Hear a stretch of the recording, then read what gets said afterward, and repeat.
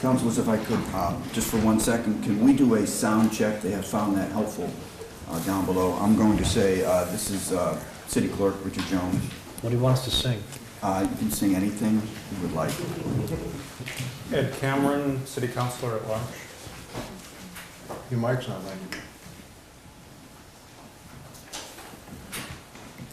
It's on. Hey, Megan Kinsey, Councilor at Large. Larry Junta, Ward 5, City Councilor. Charlie Tontow, Ward 4, City Councilor. Bob Cronin, Ward 3. Jared Agnew, Ward 2. Bruce Vogel at large. Barry Connell at large. Ari Herzog, Councilor at Large. Tom O'Brien, Ward 6, and I don't sing. And we appreciate it. My wife says that all the time. Please rise.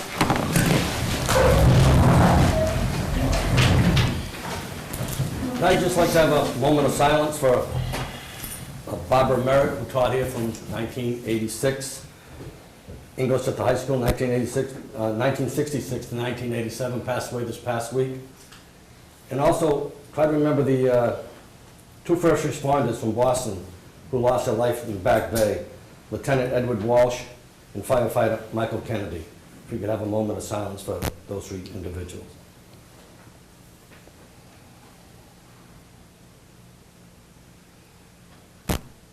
Thank you. Pledge allegiance to the flag of the United States of America and to the republic for which it stands, one nation, under God, indivisible, with liberty and justice for all.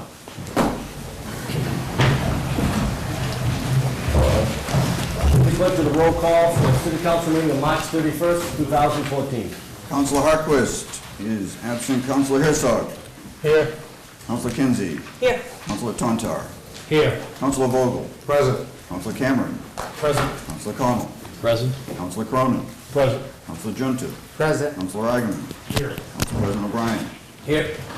10 here, 1 absent. Late file items. Councilors will see on their desks, there's Anchor Outdoor Seating, which is a communication. There is a Kristen Miller appointment to the Tree Committee appointment. And then there are 2 maps. There's one for the so-called DCOD and one for the so-called DOD. Motion to waive the rules so these late file items may be accepted. Second. All in favor? Aye. Opposed? Public comment.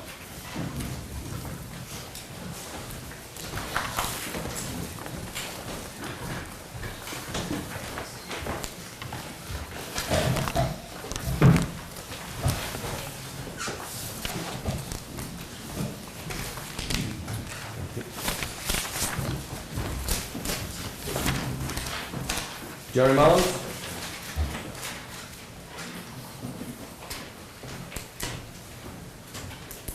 Jerry Mullins is 7 Parsons Street, South End. In my busy life, I was able to take the time to read the latest version of the ordinance.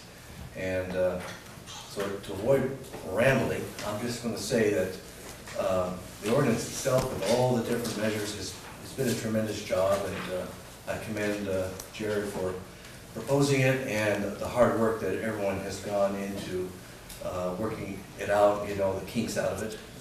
But I did see one glaring thing, and that was the standards by which, the way the wording was, it almost seemed like the planning board, which would be the main operative body, when it came to these decisions, could just disallow historic preservation standards.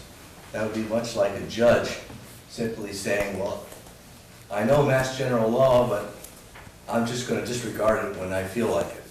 And so I want to stress that if there's any way possible that this wording could be rephrased so that instead of it being such that they could disregard it, it could be stressed as being the standard, and that through some extraordinary measure or exception, it has to be, at that time, disregarded. So just the wording, I would like to have it worked on. Thank you very much. Thank you. Jenny Dungy? Good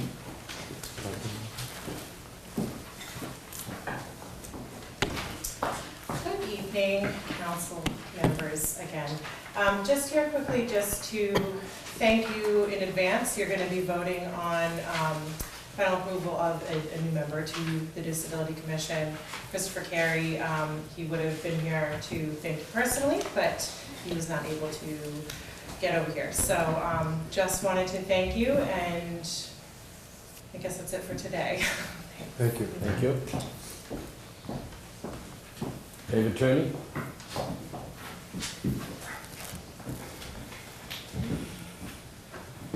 Good evening. I was here a few years ago in support of a notion to solve the parking and the safety issues at the foot of Ashland Street. I think Mr. Cornell was perhaps the only member that was here back then.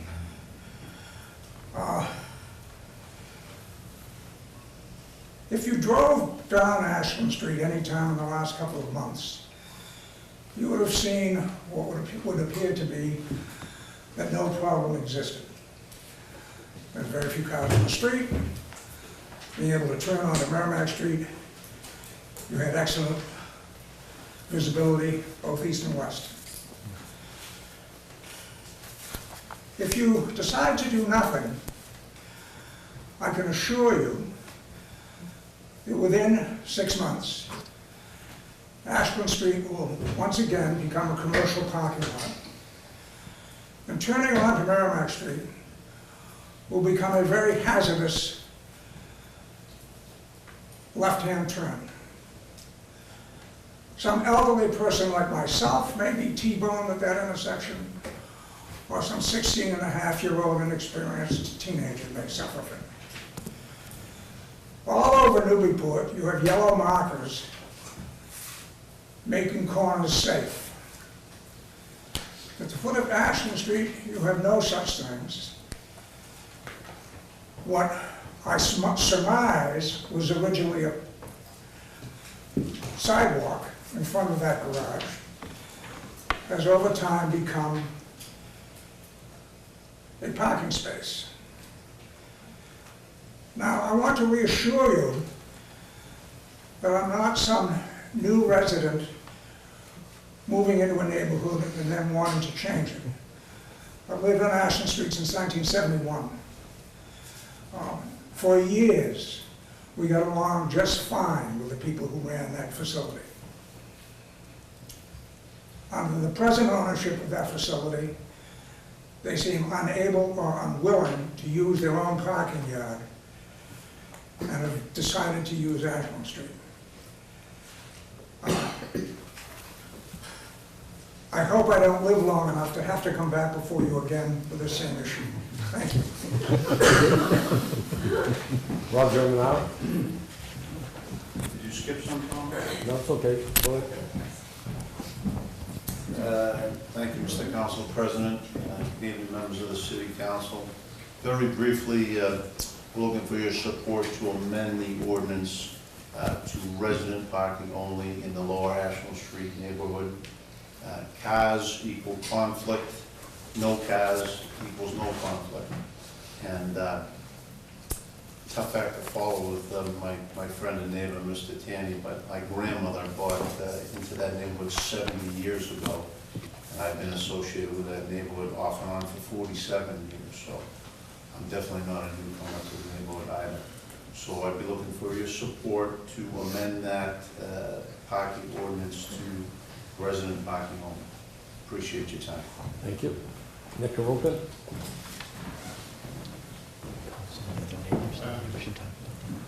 Thank you very much for letting me speak.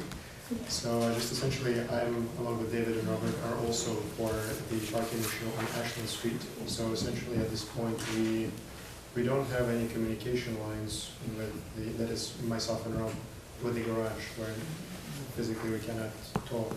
So we feel that the residential only parking would kind of eliminate any ambiguity, or could be a long-term solution. And kind of would like to request similar as what's Van and Jake's Hospital. So, thank you very much. Thank you. Kevin Hunt? didn't expect to speak about Barbara Merrick tonight. I didn't realize that that wonderful woman had passed away last week.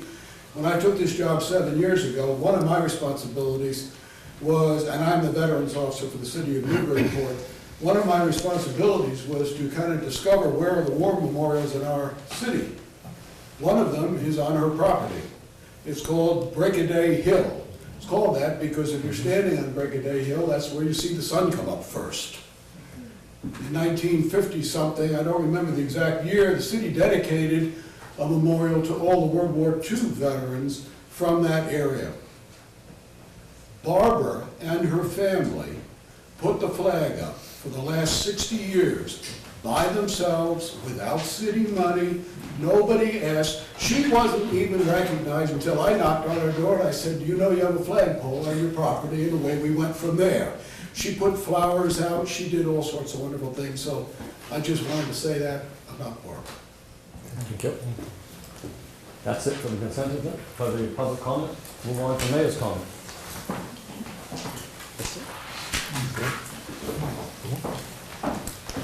Good evening, President Ryan, members of the City Council. It's a pleasure to be here to give you sort of a brief update since the last time I was here. I just wanted to talk a little bit about what's happening with the Newburyport Redevelopment Authority. As you know, we've had 2 resignations and 1 desire for non-reappointment. There is still work that needs to happen. They still need a quorum, so that we are actively looking to replace those members who have resigned, and I am entertaining letters of interest from the public, and to date have received 5 inquiries. So we will move the process forward, and together we will work to vet these positions to begin to fill those positions so the NRA can continue the work that they need to do, including paying bills, closeout activities, etc.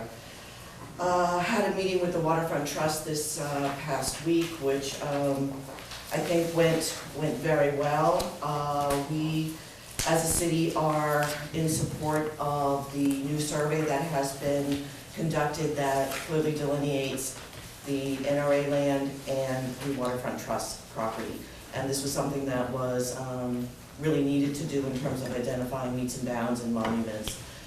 Some of the conversation that has ensued since that is whether or not the future conveyances should be included in the survey plan. Through conversations with the Waterfront Trust, they agreed to hold for a little bit on that issue, because I believe it's time that we move forward and make the conveyances that need to happen to the Waterfront Trust. Some of the property has to be conveyed back to the NRA based on this survey. So we will continue to have meetings. Obviously, we need to get at least 1 member back onto the NRA so they can have a quorum, and so we can begin working with legal and get these conveyances taken care of. I think this is something that members of the Waterfront Trust have waited for a long time.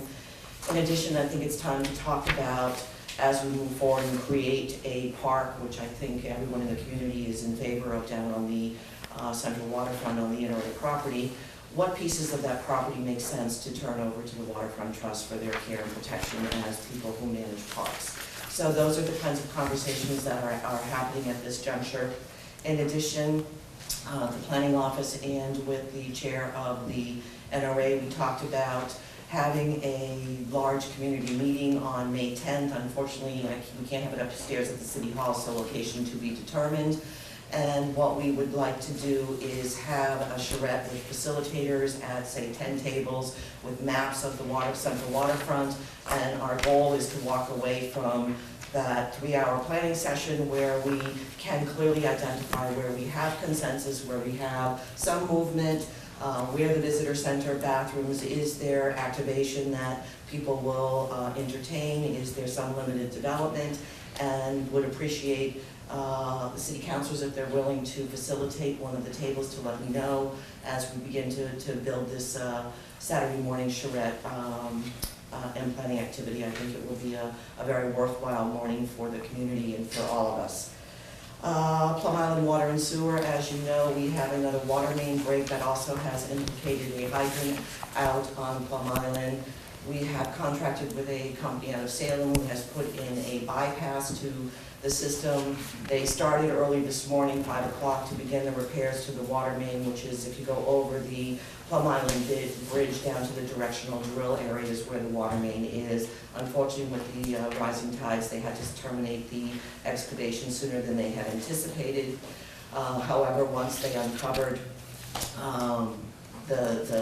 where the water main break was, again, we're finding the same things with corrosion of bolts and other metals that have been put into the system inappropriately. In addition, it was decided that since we are going to be doing such a large excavation, we should also open up the sewer line and change out the metals at the same time. Consequently, a bypass for the sewer system has been put in place. Both systems are working fine. There's been no interruption of service to Plum Island. So we anticipate that those processes and repair of the water and sewer will continue again through tomorrow. The wastewater treatment facility, as you know, I mentioned before that we are at substantial completion for this project. However, there are still concerns about the odors and down at the plant, given the fact that we've spent $32 million on this renovation. So the next piece that has to happen is a replacement of the biofilter. And that is about a $40,000 job. We will do it in-house. And then at that point, we will bring in this company called BioRem and Young, who also will help us evaluate other fixes that we can add to the current system. For example, like a charcoal filter on the grit side of the building, which is the largest odor-producing section of the process, if you will.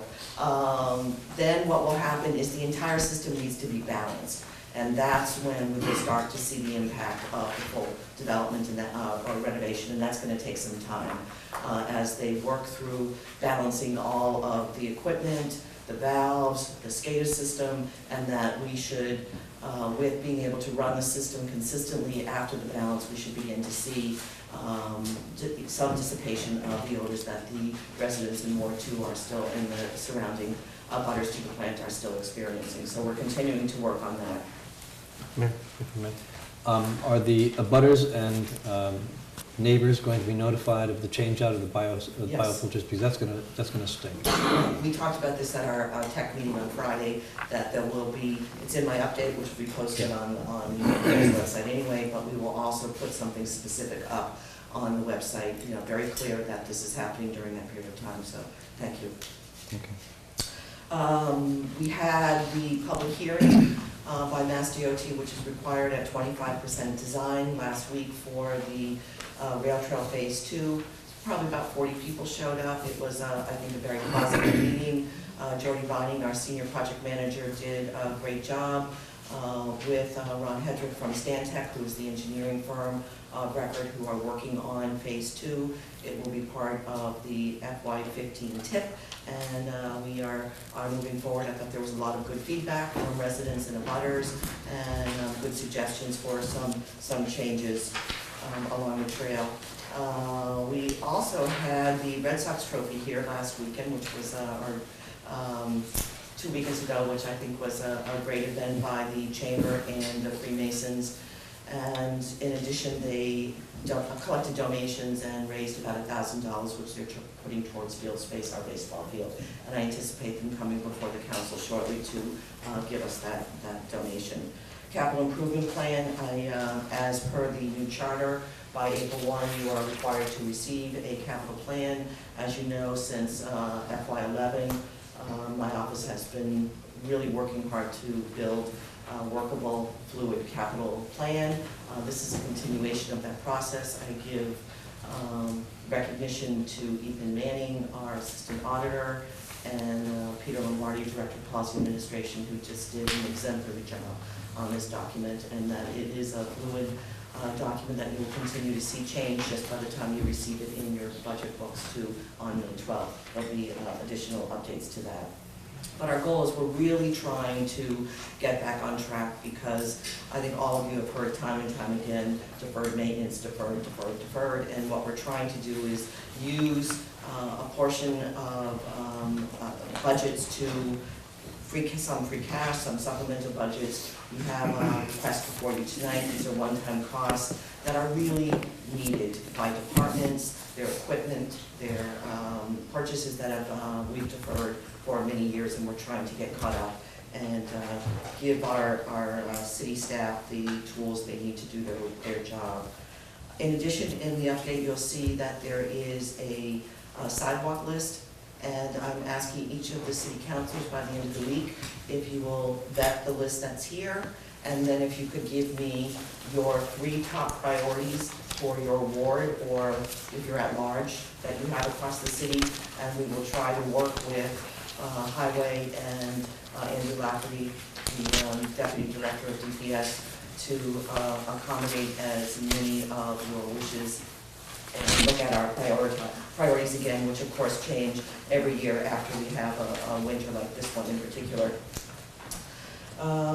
And just finally, I would like to extend my thanks to Councilor Iverman for his leadership on these 2 ordinances that I understand are coming out of committee tonight, but also to all of you as councilors who, through your public hearings, due diligence, worked really, really well together to address this gap in the protection of historic properties in our city.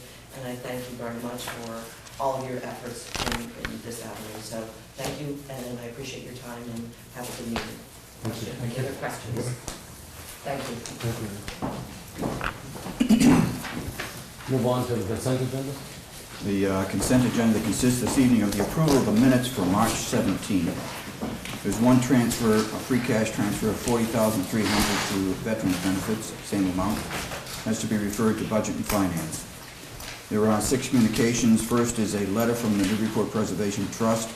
That's going to Planning and Development. The second is the Port Tavern Outdoor Seating. That's a renewal. That's in for approval. Third is the Seacoast Taxi application. It's a renewal application. That's subject to vehicle inspections by the Police Department. And also in there, I'd like to remove 3 individual licenses. It's just the taxi license, not the individuals that were licensing. 4, and that's in for approval. 4th is the intermunicipal agreement for veteran services going to general government. The 5th is the application for a movable sign by Grand Trunk on Pleasant Street. I should mention that the owner is willing to coordinate a signpost effort. And communication number 6 is the Mayor Capital Improvement Plan. That's plus pagers that were sent out digitally, have been scanned by our office and sent out. That's to Budget and Finance. The original is on file at the clerk's office. Appointments, we have first reading of Matthew Simons, 62 Monroe Street, Haverhill, as Sergeant, Newburyport Police Department. Secondly, Charles Eaton, 20 Main Street, Southampton, New Hampshire, the same as Sergeant, Newburyport Police Department. The third is removed by Councilor Cronin to be taken up in the regular agenda.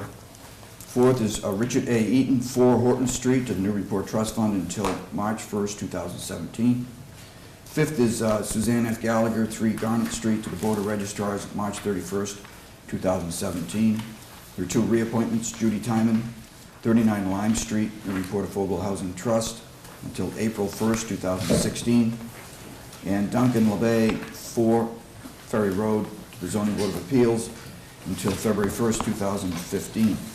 And that, as amended, is the consent agenda. Anyone wish to take anything else out?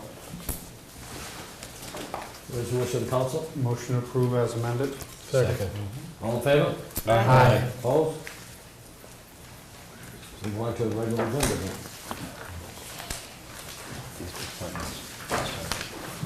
First is the tabled communication. It is the letter regarding water and sewer payment plans. Motion removed from the table. Second. All in favor? Aye. Opposed? Motion to receive and file. Second. Discussion, Council Cronin?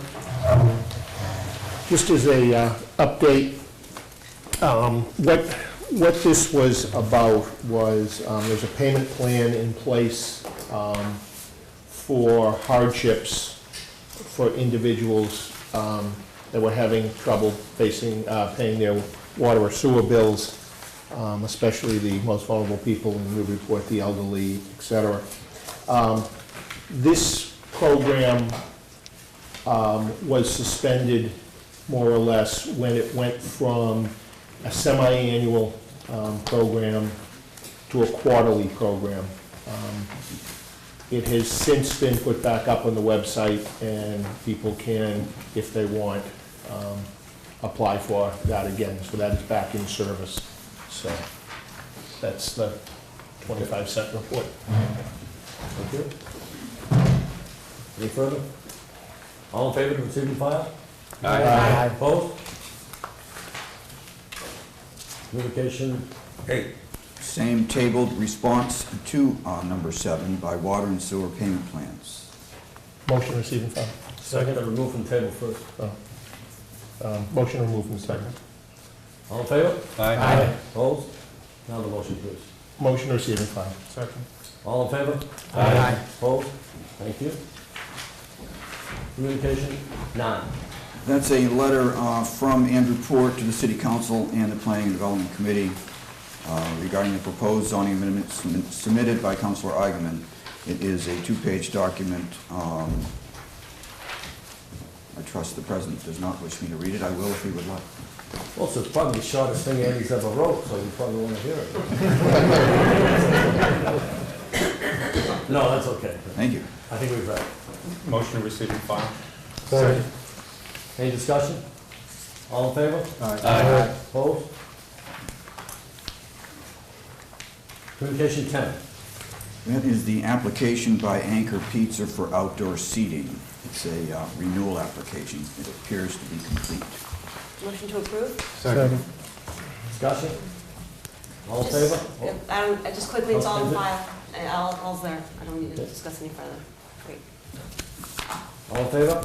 Aye. Opposed? Appointments?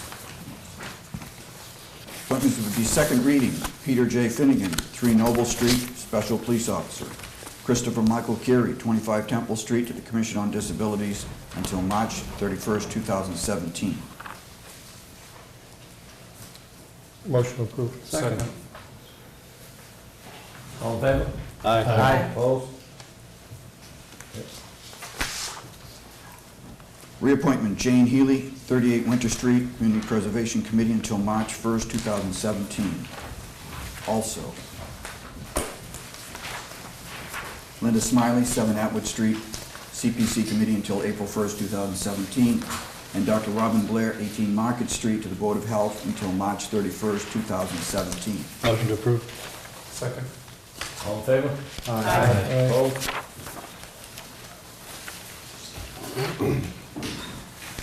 Want to go back to the number 8 now? Maybe 5 and Dan. 8 and 10. April 10. 8 and 8A. 10. And we actually have 8, 14. 14. We have, Yep. starting with maybe Daniel Cohen, 16 Boyd Drive, to the CPC Committee until February 1st, 2017. Motion to suspend the rules and approve in 1 reading. Second. All in favor? Aye. Opposed? William Todd? William Todd, 8 Foster Court, as an alternate to the Historical Commission until March 1st, 2017. Motion to approve. Second. All in favor? Aye. We'll move on to Crispin Miller. This is an appointment by the mayor to the Tree Commission. Crispin S. Miller, 1 Parker Ridge Way West, Newburyport, Mass., until November 1st, 2017. Motion to approve. First reading. First reading. Receive and file. I'll make the motion. Motion to receive and file. Second. Thank you. All in favor? Aye. Opposed? Thank you. Move on to order. Order number 1. Order number 1 is, You don't have to read the whole thing.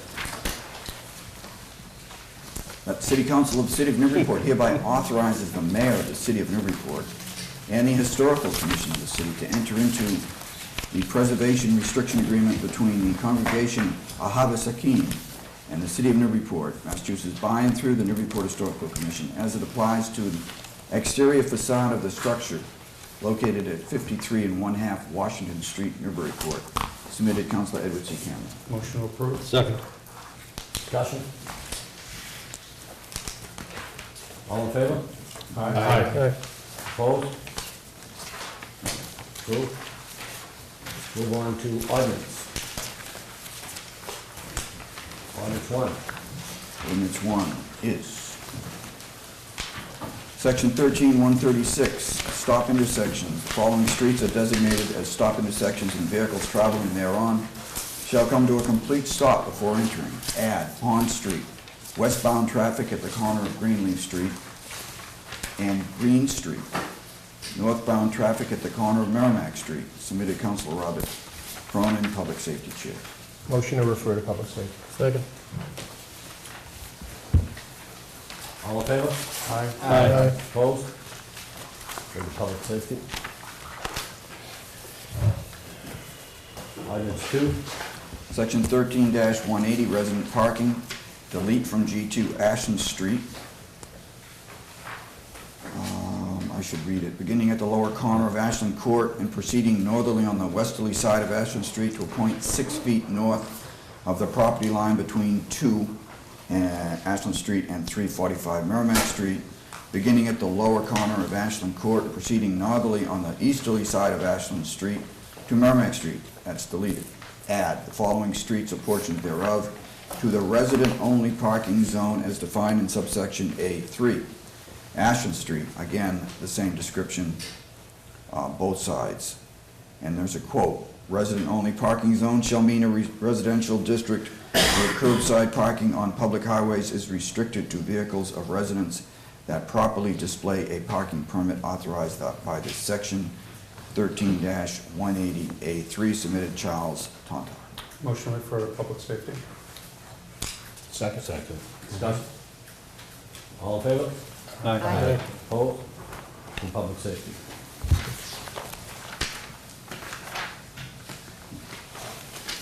Now we have the late file, the maps. We have two maps. One refers to the DOD area. Maybe we should take them one at a time, Mr. President. It would seem to me appropriate to go to the Planning and Development Committee. Yep.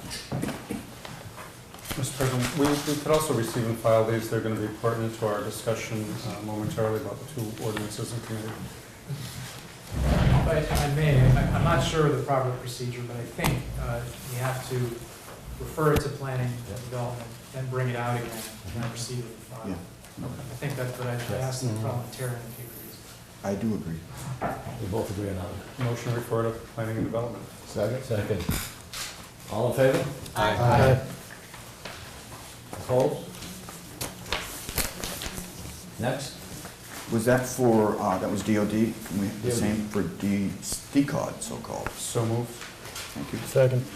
All in favor? Aye. Opposed? Move on to committees. Budget and Finance. Motion to remove from committee? Which one? Number 1. Second. All in favor? Aye. Opposed? Okay, go ahead. Need a motion to approve first. Motion to approve? Second. Budget and Finance met I'd like the city clerk to read the transfer first. We talking about the transfer? transfers. That's a transfer in the amount of $409,676.48. It is from free cash to a number of different parcels. See attached with project listing. I'm just going to read the amounts. That makes sense, Mr. Yes. President? Sidewalk repairs cost $105,562. Hazard tree removal, $9,000. Storage area network device, $20,150. Color copier scanner, $4,800. Mowers, $7,500. Landscape trailers, $9,500. Oil pump system, $15,000. City Hall carpet replacement, $18,196. Defibrillators, cost $9,800. Emma Andrews ramp, $10,755. Library roof repairs, $1,500. 2 fire engines, $115,000. Business and industry park signage, $11,810. Brown School feasibility study, $40,000. Parks equipment repair upgrades, $17,525. Atkinson Common improvements, $13,578.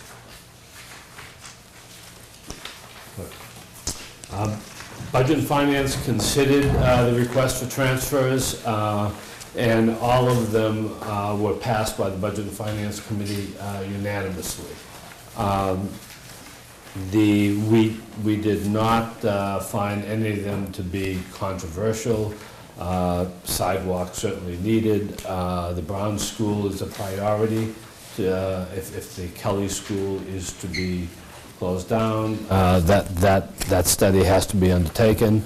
The parks improvements in here, and so we would recommend that the council pass these. Thank you. Any further discussion? Councilor Herzog? Thank you, Mr. President. If I could direct a question to the chair or to whoever. I have 2 specific questions. The first is the color copier scanner for youth services for $4,800. This is to purchase a copier, as I'm reading this correctly? To purchase a copier? My understanding is that many departments in the city lease a copier, and I'm wondering if that was ever a discussion to lease instead of purchase? Is that? Yeah, PD Ron, yeah. Good evening, councilors. Yeah, we actually, Mark Kavanaugh, the IT director, have been looking at this for the past year or so.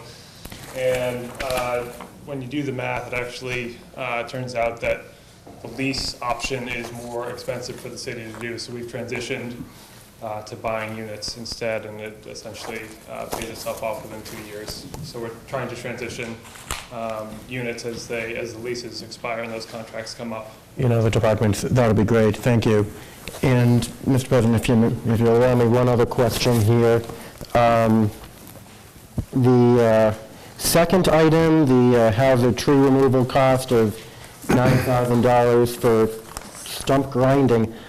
I have no problem with that. My only question is my recollection is the city council approved about a year or 2 ago I thought we had purchased some piece of equipment that can cut trees. Is that not true? If we don't, I thought we had something in the fleet that allowed us to do that. But if not, I have no problem. I don't think we have the proper equipment. Thank you. Mr. President, councilors, currently the city owns a tree truck with a tree chipper. We do not have equipment to do any stump grinding. Yeah. This request is for removal of 4 very large trees that are outside our ability to remove. We actually have to hire out with a crane to come in and remove those trees safely. Thank you. Anything else? Ms. Connell? 2 points. One is a comment on the previous question, and that was the contract we use currently is, based on some personal experience in the past year, quite a bit cheaper than anyone else we could find in the region. And I think that the DPS is doing a great job bringing this particular individual in, aside from the liability costs of doing your stump grinding, which are huge. And we don't need to add that kind of risk to the workforce of the city if we can avoid it. My question, though, is, I guess, to the mayor's office. Did you look, and I assume you did, but I'd like to hear your response, at the lease arrangement for the fire engines versus a purchase arrangement, and how those 2 costs compared to one another?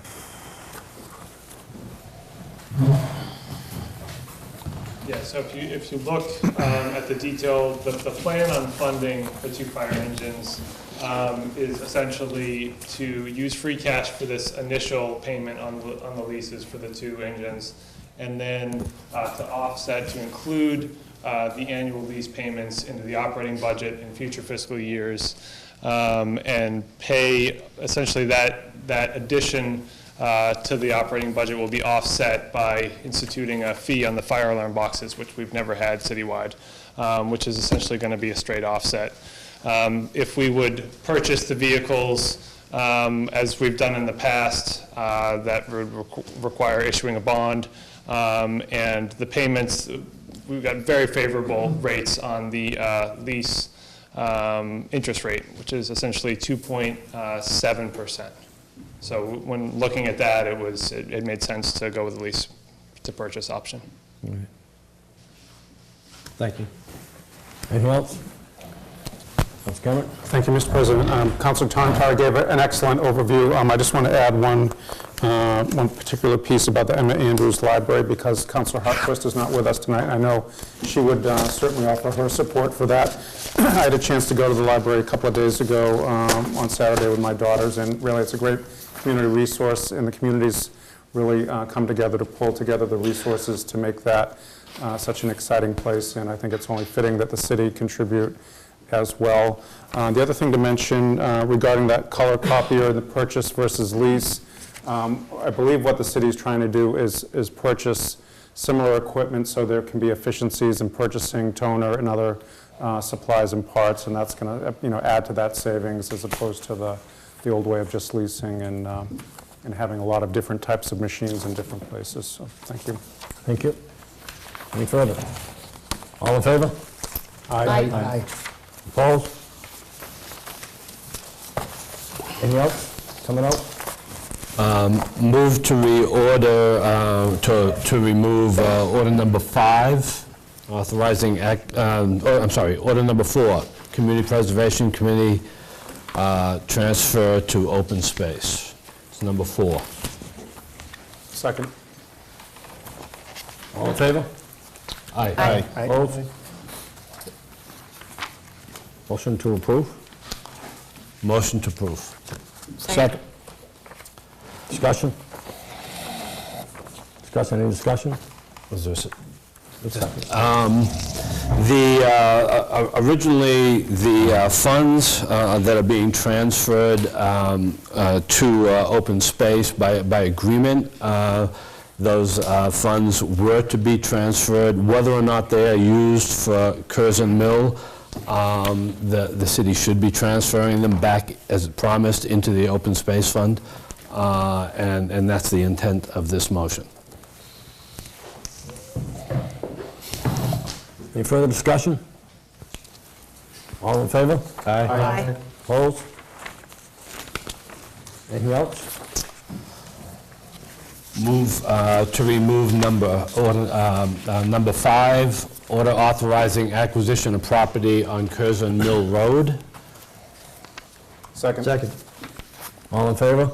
Aye. Opposed? Motion to approve? Move to approve. Second. Discussion?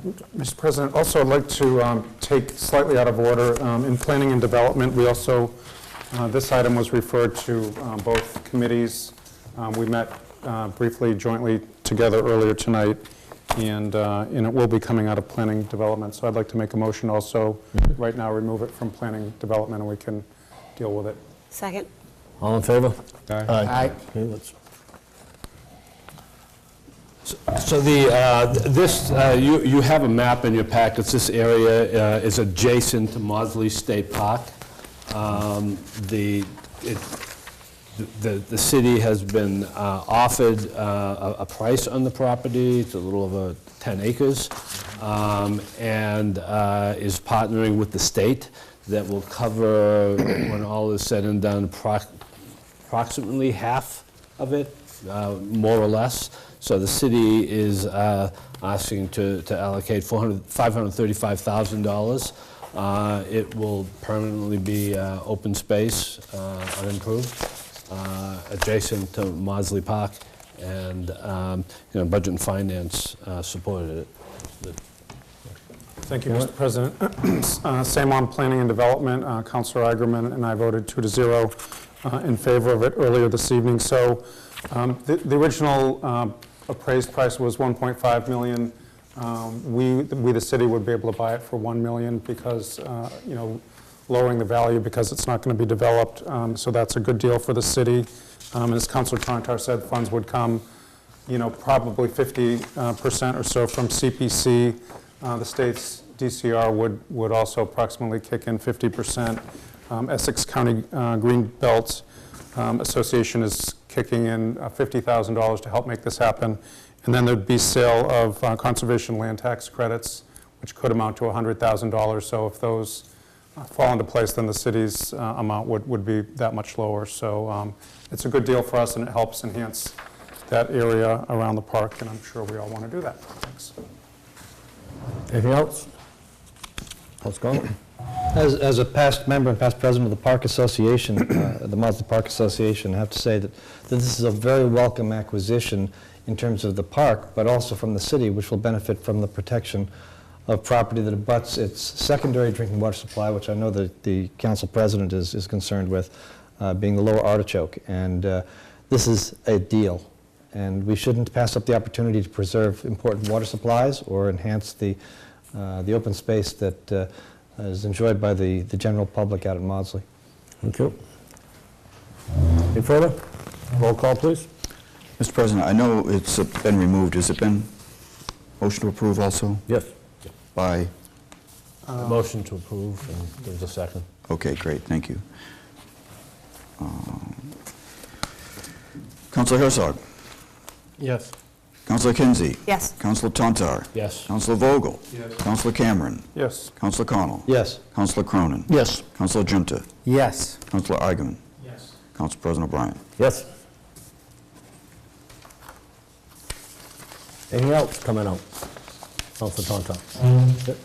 Hold on. Then education? Yes, Council President, just quickly, I just came from the school committee meeting, which happens to be occurring tonight as well. And Susan Vaccaro, our superintendent, presented the school budget for fiscal year 2015. I just want to give you one quick statistic, or number per se. In order for us to remain running in place, as it was characterized there, the schools are looking for a city appropriation to increase by about 10.1%, or $2,350,735. I want to get information now. Did they have any ideas where we're going to get the money? Or? There's a few bake sales mentioned. We're going to see how they fly. A lot of car washes. Thank you, sir. Thank you. Go. License and permits?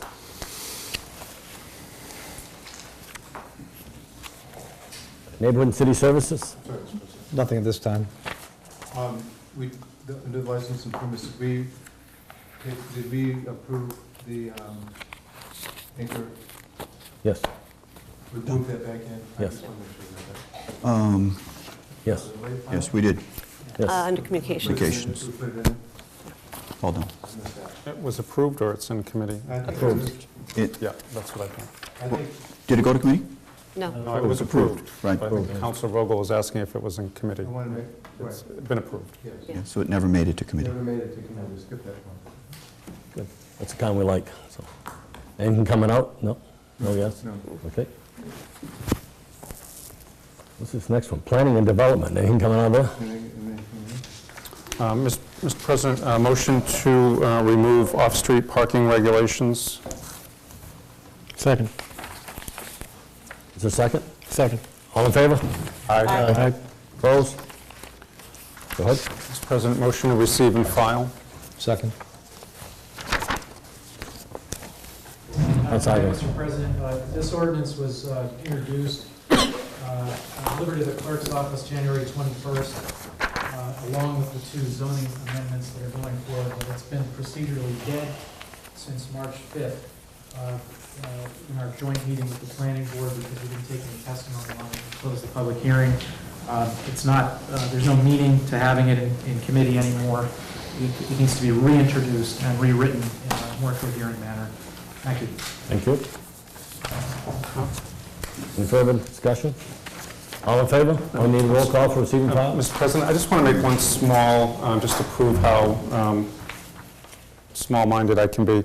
I'd like to make a motion to waive the rules. It was not in the packet, And we do have a city council rule that items that will be before the council will be submitted. So I'd make a motion to waive the rules that we can accept this motion, this order into the packet, ordinance into the packet. Second? All in favor? Aye. Aye. Opposed? Thank you, Counsel. Thank you. Now we need a roll call for receiving file? Okay. Well, I don't know if you need one, but I think it's good practice in this particular case. Thank you for the waiver, by the way. Councilor Herzog? Happy so. What am I? This is a motion to receive and file the off-street parking regulation. Yes. Councilor Kinsey? Yes. Councilor Tantar? Yes. Councilor Vogel? Councilor Cameron? Yes. Councilor Connell? Yes. Councilor Cronin? Yes. Councilor Junta? Yes. Councilor Agaman? Yes. Councilor O'Brien? Yes.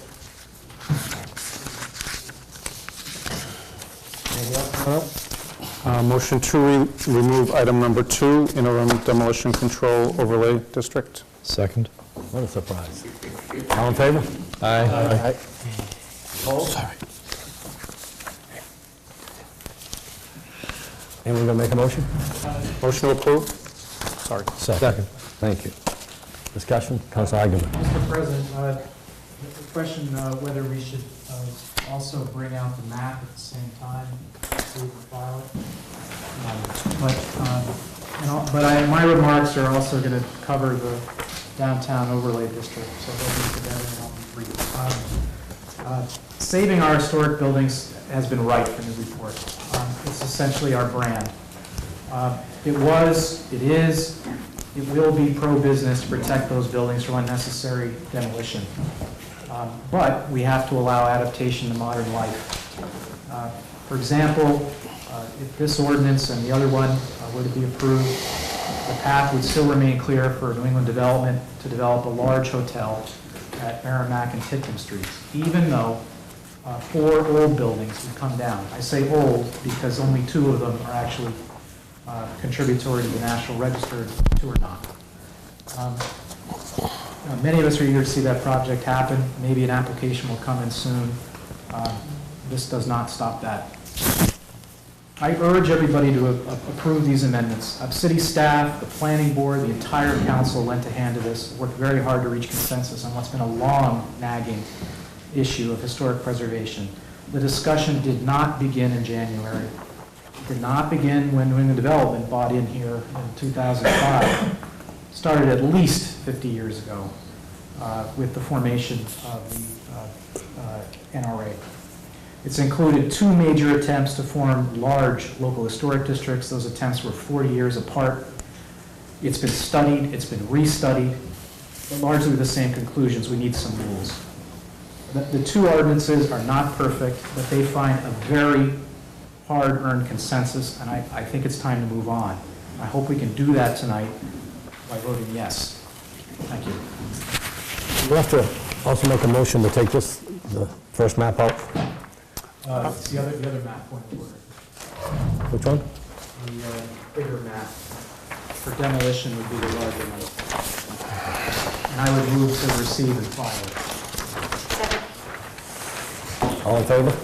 We have another motion on the floor. Point of order. Yeah, we have another motion on the floor. I thought we took out downtown overlay district, not the demolition. No, the motion I made was to remove the item number 2, which is the control overlay, so it is the larger district. That would be removed and incorporated as the map for the so-called Yeah, that's wise. It is the same, the map is referenced in the text of the ordinance. It's merely an exhibit for your consideration. So moved.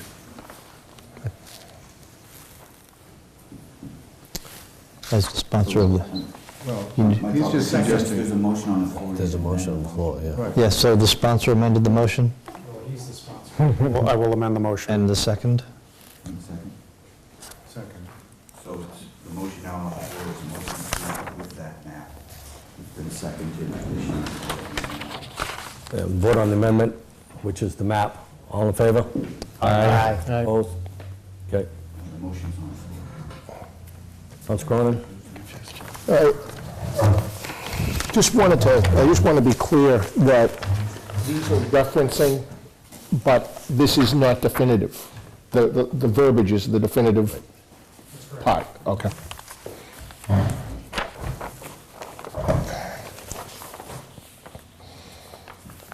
Any further discussion?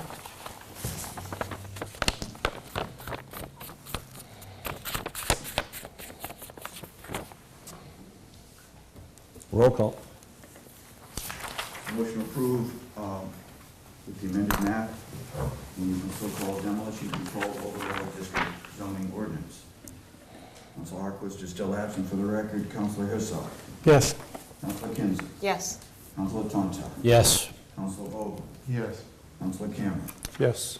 Councilor Con. Yes. Councilor Cronin. Yes. Councilor Junta. Yes. Councilor Agaman. Yes. Councilor O'Brien. Yes. Motion passes, even two-thirds passes.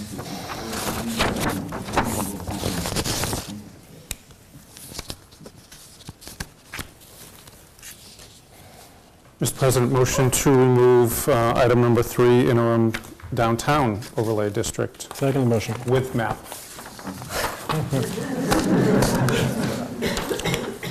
Second. All in favor? Aye. Aye. Opposed? Go ahead. Mr. President, my previous remarks apply here as well. Motion to approve, we just removed it. I'm sorry, yes. A motion to approve. Second. As amended. Remain standing, go ahead. My previous comments cover this as well. I'd like to hear from other councilors if they have further comments, but we've already put a lot of mileage into this. Thank you. Councilor Cronin.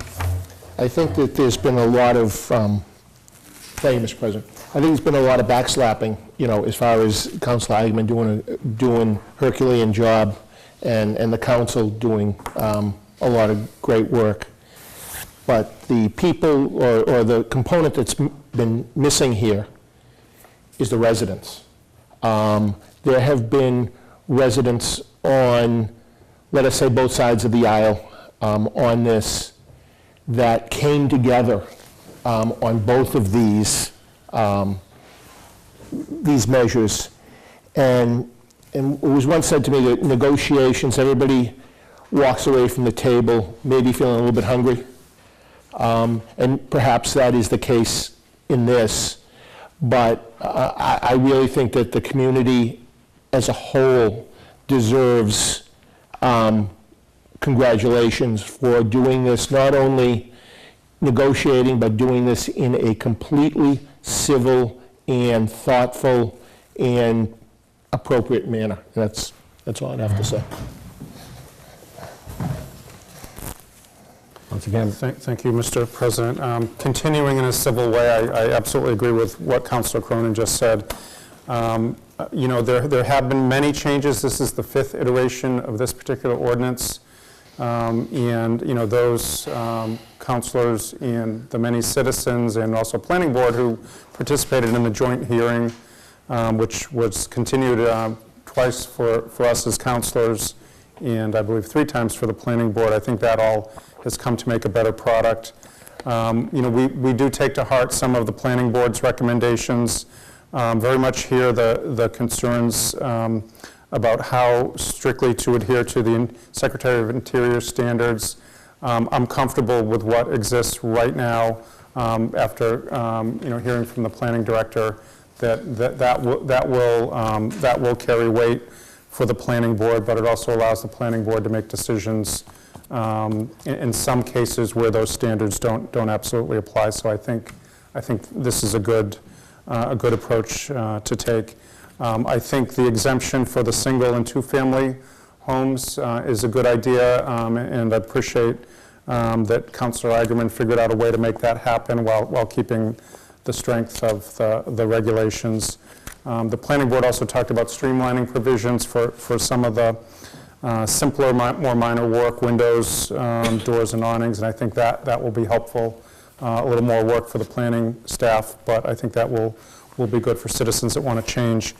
And just finally, I want to address something that maybe I missed it in the paper, but I haven't seen commented on yet publicly, but Each counselor and the council president received a letter from New England Development very late last week, and when the city clerk told us it was sealed, he wasn't kidding, because I think it was about a pound of glue, as I'd seen it circulated in an open mind tonight. And, I really hope we can find a way as a city through our various boards and citizen input to work with New England Development. I strongly disagree that this ordinance or the other ordinance will stop development in its track. As Councilor Eigenman said, the majority of citizens, and I believe the council, want to see a hotel downtown, not on the waterfront, but away from the waterfront in a way that can support our downtown and bring more visitors there. That's something we want, but this is, as I read this letter, I thought, this is exactly why we need this. This made me feel much stronger about it, so I don't know if they were trying to do a little bit of reverse psychology. There are, in a constantly shifting environment downtown where businesses come and go as they do all across the country, you just don't want to see somebody tear down something and try to replace it. That should be a very slow and deliberate process, and I think these ordinances get us there, so I hope we can support this one as well. Councilor Herzog. Thank you, Mr. President. Echoing following Councilor Cameron and Councilor Cronin, I want to speak just briefly and thank someone else who no one has thanked yet, or two people who no one has thanked yet. One is thanking Councilor Cronin, and the second is thanking former Councilor Ives. When I first saw these two proposed ordinances, the one we just approved and the one we're talking about right now, when I first looked at it, I was reading through the language, and I thought, this reminds me of that ordinance which I remember seeing that Councilor Cronin and Councilor Ives had co-sponsored, which ultimately died in committee. And I've spoken with Councilor Igam about this, and he admits and he agrees that he took a big piece of this from that ordinance, from that proposed ordinance. So again, I'd like to thank Councilor Cronin and now Senator Ives for their work that led to what we're being asked to talk about tonight. So thank you. Anything else? If the council would let me, I'd like to make a motion amendment, if they let me do it from the chair, if that's possible. I'd like a motion to exclude from the DOD area 2 parcels with buildings at 2 and 6 Prince Place. They're owned by people who've been there for a while, and it's in I guess it's in a commercial area, and they're the only 2 houses on that street. So I'd like to exclude them. 2 hasn't come to me, but 6 Prince Place has called me up and the person has expressed concerns of not really, didn't want to be involved in this. So I'd like to make the motion to exclude those 2 parcels, 2 and 6 from. Second. In discussion. Councilor Eigenman? Yes, just to give some background, the President informed me of this issue shortly before tonight. If you look at the map of the DOD, so you can orient yourself, Prince Place is marked. There are 2 light-colored roof buildings right at the middle of the street. Those are 2 and 6. They are immediately west of the library. So they essentially are marooned in a commercial district. The residential district starts essentially catty-corner to them across Harris, at the corner of Harris and Park.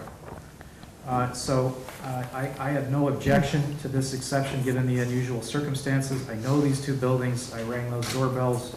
Well, they went home. I was campaigning. And I know these buildings. They were built, I believe, in the 1870s. They're Italianate style. They are, to my knowledge, 1 and 2 family homes. Need a vote on the amendment? All in favor? Aye. Opposed? Now we need a vote as amended. We'll take a roll call. Motion approved with map and amended. Councilor Harquist is still acting for the record. Councilor Herzog. Yes. Councilor Kinsey. Yes. Councilor Thompson. Yes. Councilor Bowles. Yes. Councilor Cameron. Yes. Councilor Connell. Yes. Councilor Cronin. Yes. Councilor Junta. Yes. Councilor Eigenman. Yes. Council President O'Brien. Yes. Motion passed. Thank you, councilors.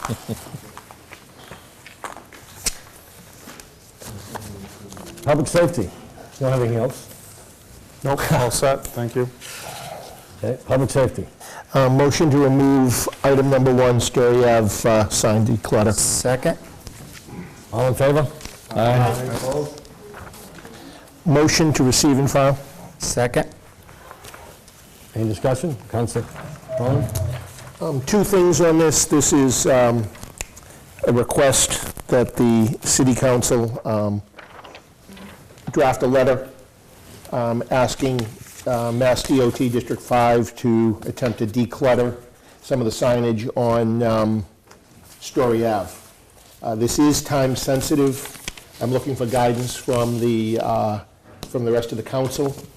I'm certainly willing to draft in Mass DOT language what Mr. McCarthy is looking for and send it off. It's fairly boilerplate.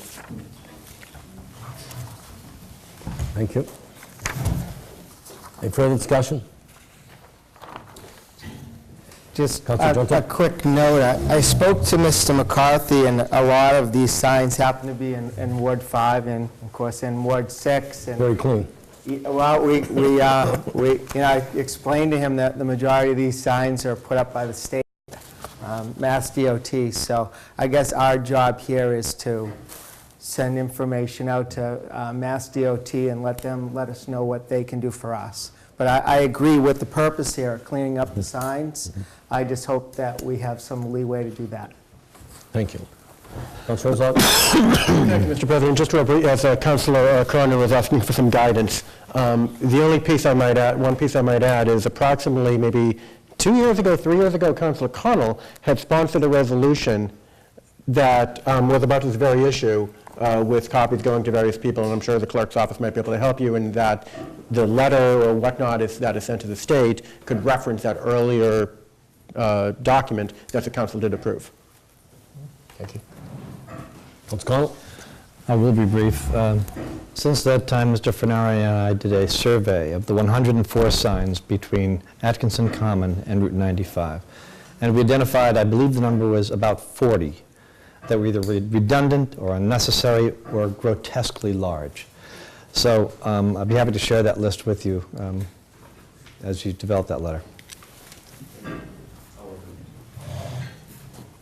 All in favor? Aye. Opposed? Anything else coming up? Yes, item number 2, definitions of paddleboards.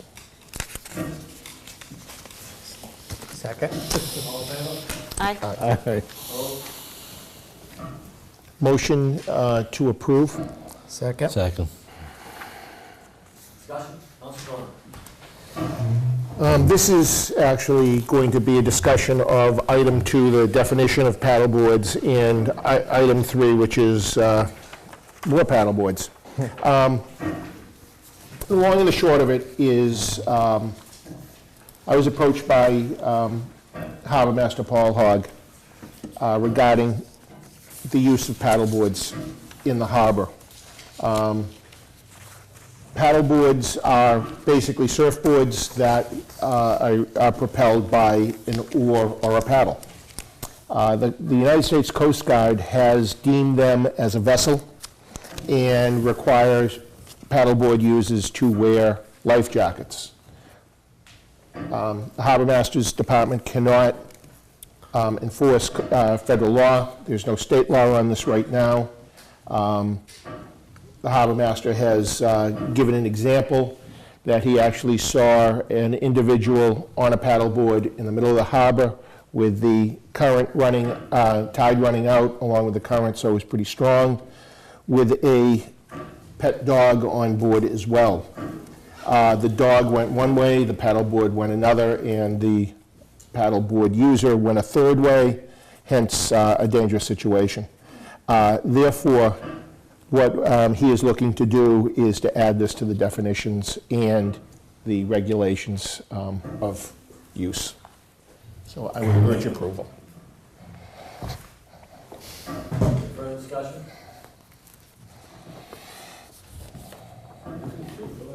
Did I read it? Yeah. For section 4-727, I'm going to add stand-up paddle board shall mean a surfboard-like device used while standing and propelled with a paddle or oar. Submitted, Council Con. Roll call. Council Herzog. Yes. Council Kinsey. Yes. Council Tontar. Yes. Council Vogel. Yes. Council Cameron. Yes. Council Con. Yes. Council Cronin. Yes. Council Junta. Yes. Council Arden. Yes. President O'Brien. Yes. Anything else coming up? Motion to remove item 3, windsurfing and paddleboards. Second. All in favor? Aye. Opposed? Motion to approve. Second. Discussion? What I just said. Same reason? You don't want Harbor Master Hog to come in with this? There's a Bruins game on or something. No. Look over your shoulder. Anything to add? Council Cronin did one heck of a job, right? He did. I had that feeling. Roll call. Council Herzog. Yes. Council Kinsey. Yes. Council Tontar. Yes. Council Vogel. Yes. Council Cameron. Yes. Council Conway. Yes. Council Cronin. Yes. Council Junta. Yes. Council Agaman. Yes. Council O'Brien. Yes. Anything else? Last one, motion to remove item 4, chapter 13, 179.1, temporary handicap parking ordinance. Second. All in favor? Aye. Opposed? Motion to approve. Second. Want to read some more? Let me just summarize. Section 13-179.1, short title is temporary handicap parking permit, purpose and intent. Goes on for 6 purposes. Let it be known that the city clerk may issue a temporary handicap space specific parking permit not to exceed 45 days. City clerk may from time to time in the sole judgment of that office permit a temporary handicap parking space for use of the resident at their home. And then it goes on to mention 6 limitations and 5 findings. Submitted to Council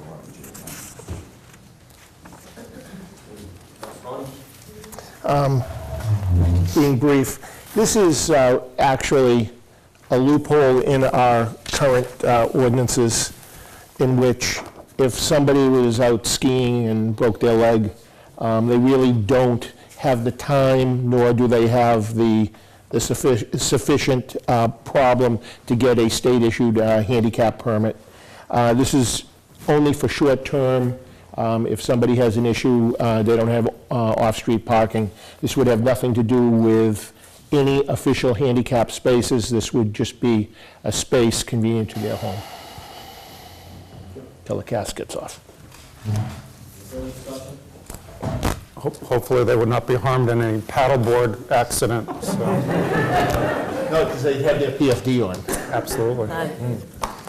Type 2. Any further discussion? Roll call. Council Herzog. Yes. Council Kinsey. Yes. Council Tontar. Yes. Council Vogel. Yes. Council Cameron. Yes. Council Conway. Yes. Council Cronin. Yes. Council Junta. Yes. Council Agaman. Yes. Council O'Brien. Yes. Public Utility, Nothing tonight, thank you. Rules Committee, Nothing to report.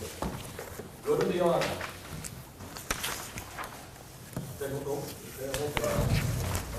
Yeah, I was too nervous before to thank everybody, and I want to thank Councilor Cronin and Councilor Herzog for pointing out some key people. So it's absolutely true, the idea for these ordinances is not original.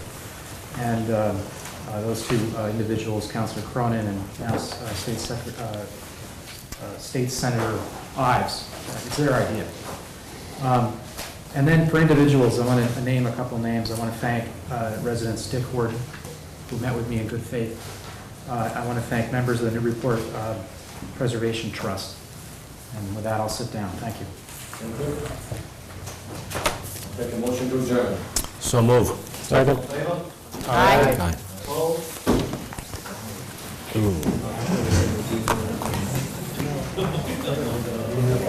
Let's go get a pizza at the park lunch.